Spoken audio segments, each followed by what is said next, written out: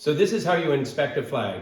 You might need some of the same parts that you already have on the flag if they're not serviceable anymore. For instance, you might need some zip ties and grommets. I'm just going to show you what we're looking for.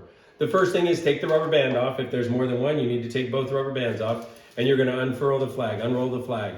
Notice I'm doing it over the top of a table so that I don't have to worry about the flag touching the ground. At this point, I do want to be checking the color of the flag. We want to look to make sure that it's still vibrant. It's still bright blue, bright red, bright white, to just make sure that it looks good. I'm going to check the seam of the flag and just make sure that there aren't any obvious rips or tears. And then I'm going to look at the grommets, which is the little gold grommet that's being held in. Those will tend to start to tear. You can see there's a little tatter there. And then the bottom one, it looks pretty good. They don't have to be perfect, but they should not be tattered to where they're no longer respectfully flown.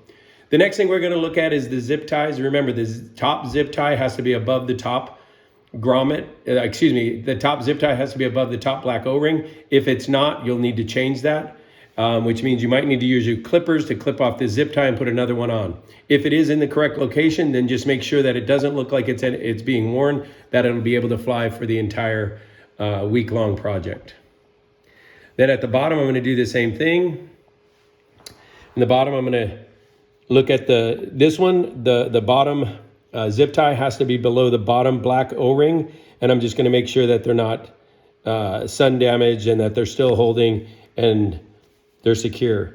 After that, make sure that the pole does have a gold ball. I just push it on to make sure it's on there tight, and it is. And then at this point, I just roll the flag back up. And usually you have another person help you roll the flag up, but if you can do it on your own without the flag touching the ground, feel free to do that. You're going to roll it all the way up. Again, you're pulling it down like you pull down the shades in your house, and then put your rubber bands back on and set this in the pile of flags to be flown this year. If you do see a problem with the flag, or if you're not sure, check with one of the Rotarians. You can check with me, or you can check with one of the other Rotarians who are in charge of making sure that the flags all get placed properly.